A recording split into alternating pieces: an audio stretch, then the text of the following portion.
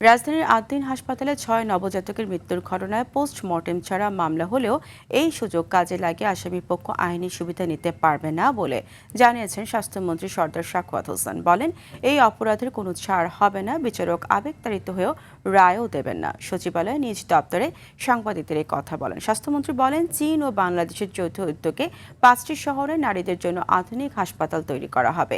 এছাড়া 5টি বিভাগীয় শহরে শিশুদের জন্য ২০০ শয্যার বিশেষায়িত হাসপাতাল ডিসেম্বরের মধ্যে উদ্বোধন করা হবে।